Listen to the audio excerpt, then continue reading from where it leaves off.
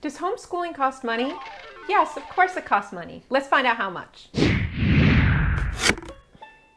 So now that I've answered that question, let's just dive into exactly how much it costs.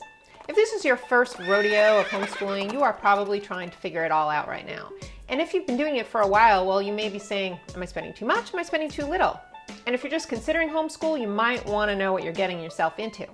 Well, the fact is, if you are taking over the education for your kids, you have to be willing to spend some money to do it. Public school provides a lot of this with your tax dollars, providing you pay taxes, of course. And for the record, I highly recommend you do not commit tax evasion, but you are sort of double dipping from your own pocket in order to homeschool. But the benefits of everything else that you get from homeschooling far outweighs the con of you giving your money to Uncle Sam for other people's kids' education that you really don't support.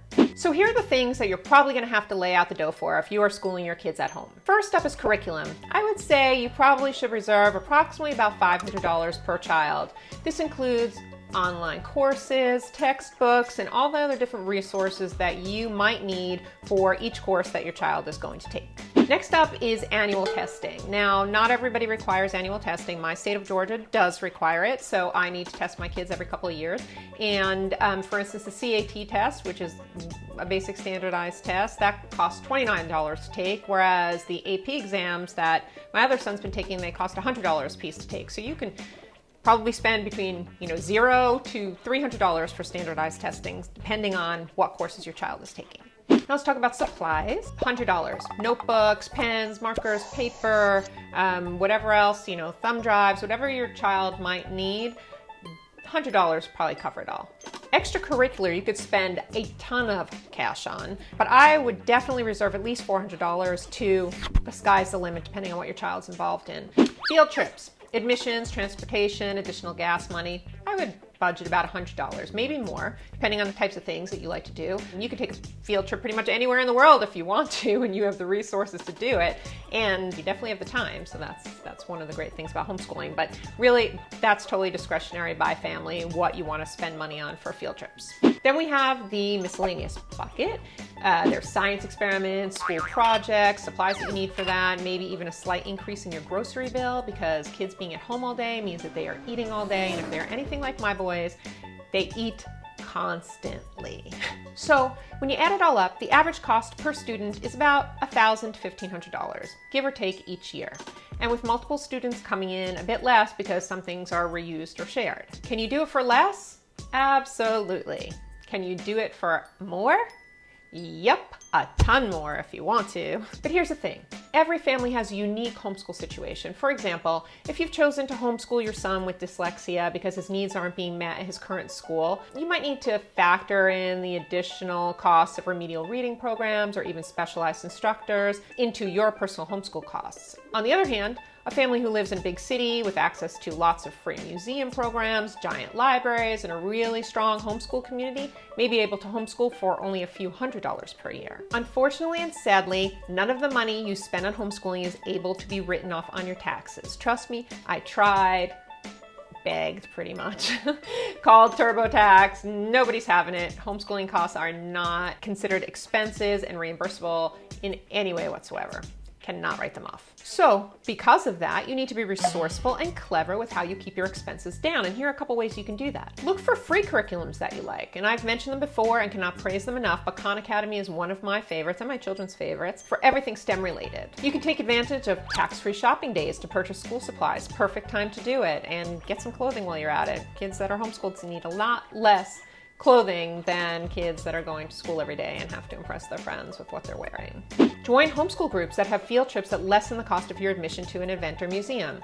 I just took the kids with a homeschool group that I belong to a tour of Amazon fulfillment facilities in Chattanooga, and also taking them on a tour of an air route traffic control center and a bunch of other things that are coming up. And the cost of us attending these events are just $5 per family, and that is a great deal. Also, almost every museum museum or learning center as homeschool days when they do special things for homeschoolers and have reduced admissions, so check into those too. Use your local library liberally, including the online educational subscriptions that they offer. And it goes without saying that the internet has done like amazing things for homeschoolers, and you can find absolutely anything you need on there, truly. So it brings many things to you just for the rate of having your Wi-Fi.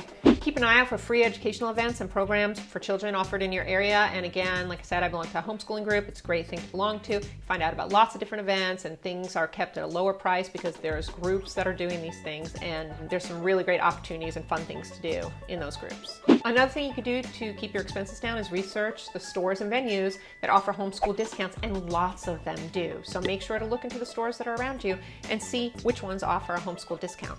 Lastly, read homeschool curriculum reviews before purchasing so you don't waste your money on programs that aren't right for your student. This happens all the time. There's tons of bioremorse when it comes time to homeschool curriculums, and that's what's going to take up a chunk of your homeschooling budget. So choose wisely. Bottom line is that no matter what your budget, you can make homeschooling work for you. Thanks for joining me here today. Totally so happy that you guys come back week after week. And please, if you haven't already, hit the subscribe button so that way you get alerted every time we have a new video, which is pretty much every week now. And also, I want to know how much you spend on homeschooling. So please leave it in the comment section below so we can talk about it. And if you have any questions, leave it there too. Thanks, and I'll see you next time. Bye. So I got my hair cut today, and as I'm leaving, I noticed that, well, you can notice it too. This side of my hair is noticeably shorter than this side of my hair. What's going on? It's like 1.5 inches longer over here. So I asked him, why is this side of my hair shorter than this side of my hair? Like, what's going on here? And he's like, oh, your hair's damaged on that side, so it's shorter. Yeah. So I said, why don't you cut this side to match that side then? Oh, I can do that if you want me to. Gee, thanks. You think?